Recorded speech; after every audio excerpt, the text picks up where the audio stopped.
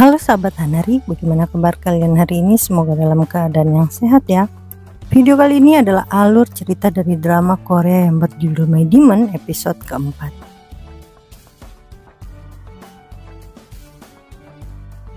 Tapi sebelum itu jangan lupa untuk subscribe channel ini agar kami makin semangat untuk upload video lainnya, dan agar tidak ketinggalan update terbaru jangan lupa untuk aktifkan tanda loncengnya, dan jangan lupa juga untuk like, comment, and share video ini ya. Sekarang kita lanjut ke videonya. Saat Duhi mengajak Gwon untuk menikah dan memberikannya cincin, Gwon justru menolak. Duhi yang merasa shock justru pergi meninggalkan semua tamu.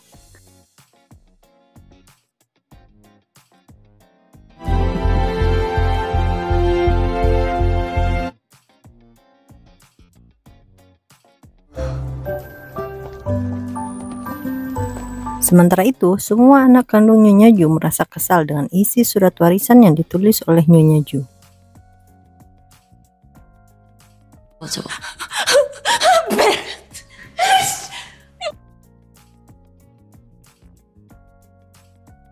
Walaupun menolak diajak menikah oleh Duhi, Gwon tetap mengantarkan Duhi.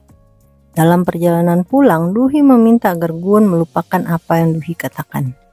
Duhi pun meminta agar Gwon memutar musik, namun semua musik yang diputar oleh Gwon justru bertemakan pernikahan.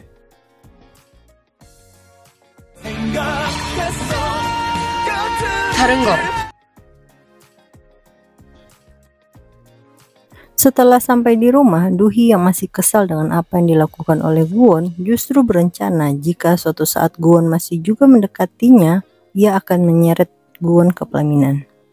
Rupanya Gwon berada di depan pintu rumah Duhi untuk memberikan surat dari Nyonya Ju yang sempat tertinggal di mobil. Mendengar apa yang dikatakan oleh Duhi, hal tersebut membuat Gwon justru kabur. Tidak lama kemudian Seok-hun datang menemui Duhi. Duhi pun mengatakan bahwa ia akan tetap menjadi komisaris untuk mengungkapkan siapa pelaku yang telah melukai Nyonya Ju. Namun Seok-hun justru melarang agar Duhi terhindar dari bahaya. Bagi Duhi, semua yang terjadi karena ia masuk ke dalam kehidupan Nyonya Ju. Maka dari itu ia juga harus menyelesaikan semuanya. Seok-hun pun menawarkan diri untuk menginap di rumah Duhi karena Duhi menceritakan semua kejadian saat seseorang berusaha untuk mencelakai Duhi.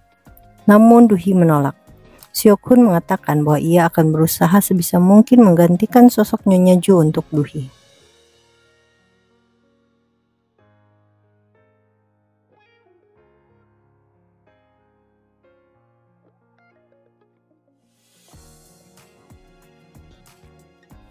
Tiba-tiba saja Duhi mendapat postingan mengenai dirinya seorang pewaris Mirai Group ditolak oleh seorang pria.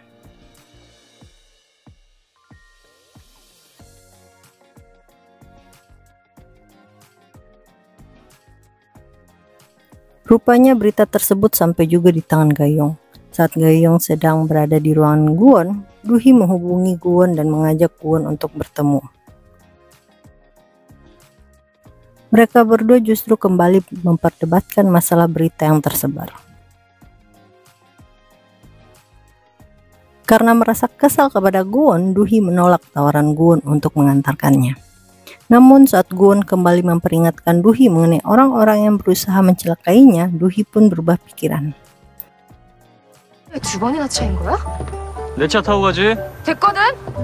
Saat sampai di parkiran apartemen Duhi, Gwon pun memasukkan surat yang diberikan Nyonya Ju untuk Duhi ke dalam tas Duhi.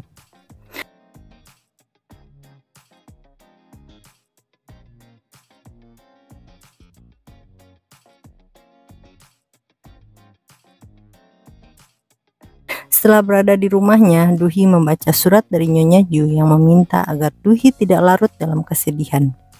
Nyonya Ju pun mengatakan alasan ia memberi syarat menikah untuk Duhi karena ia tidak ingin Duhi merasa kesepian setelah menjadi komisaris dari Mirai Group. Nyonya Ju juga mengatakan bahwa jika Duhi tidak sanggup memenuhi syarat tersebut, Duhi juga diizinkan untuk memberikan jabatan tersebut kepada anak-anak kandung Nyonya Ju yang justru merasa bahagia Nyonya Ju meninggal.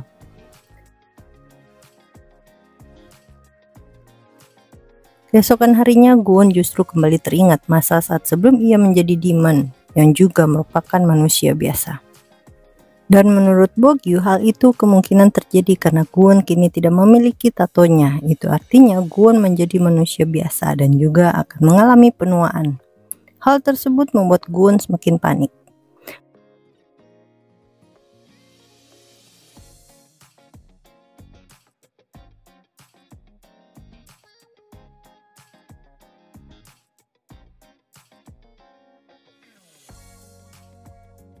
Bahkan saat bertemu dengan Duhi, Guwon meminta agar ia bisa memegang tangan Duhi. Guwon pun menjelaskan alasan dirinya ingin terus memegang tangan Duhi.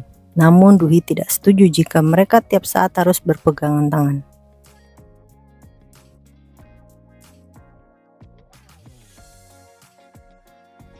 Setelah berada di kantor, Sekretaris Shin mengatakan bahwa ia telah mengumpulkan rekaman CCTV yang diminta oleh Duhi.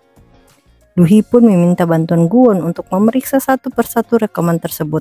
Dengan bantuan kekuatan Guwon, mereka berdua berusaha mengecek rekaman CCTV untuk mencari tahu pelaku yang mengisi obat untuk Nyonya Ju. Namun karena begitu banyak, Guwon akhirnya memberi ide agar mereka langsung menemukan pelaku tersebut. Namun sayangnya, walaupun sudah menggunakan kekuatannya, Guwon tidak bisa menemukan pelaku.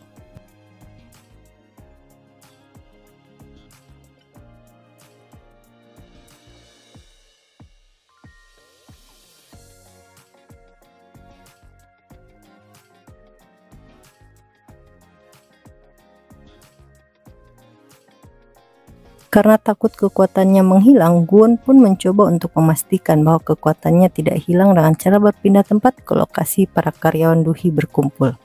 Namun hal tersebut bisa dilakukan oleh Guwon.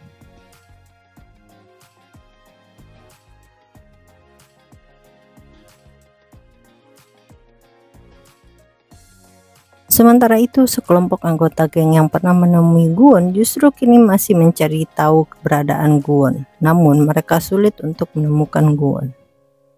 Tiba-tiba saja pria yang mencoba melukai Duhi justru menyamar menjadi seorang pelayan dan memberikan informasi mengenai keberadaan Guwon kepada anggota geng tersebut. Duhi masih berusaha untuk mengecek rekaman CCTV dan akhirnya menemukan rekaman CCTV yang telah dipotong. Begitu juga dengan Xiaokun, tidak menemukan data apapun dari laptop milik kepala keuangan Mirai Group.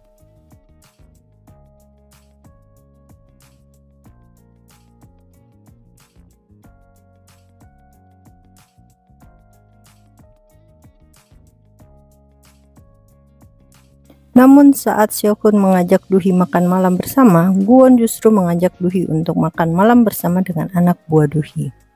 Namun saat sedang makan bersama, Guwon justru mengatakan hal yang membuat Duhi marah.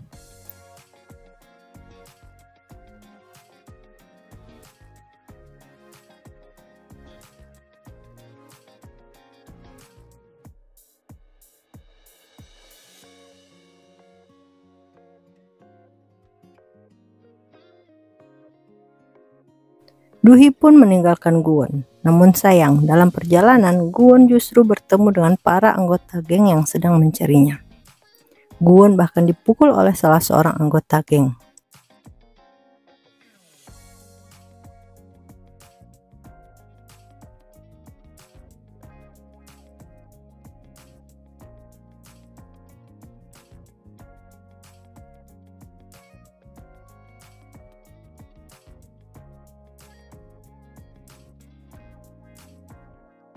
Untung saja Duhi bisa menemukan Guwon dan berhasil membantu Guwon.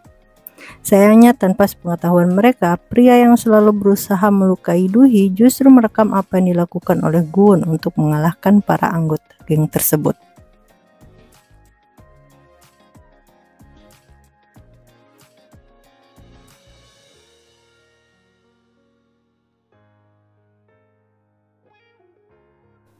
Apakah Duhi berhasil memenuhi syarat yang diajukan oleh Nyonya Ju agar bisa menjadi komisaris Mirai Group? Dan siapa sebenarnya yang menjadi dalang dalam setiap kejadian yang dialami Duhi?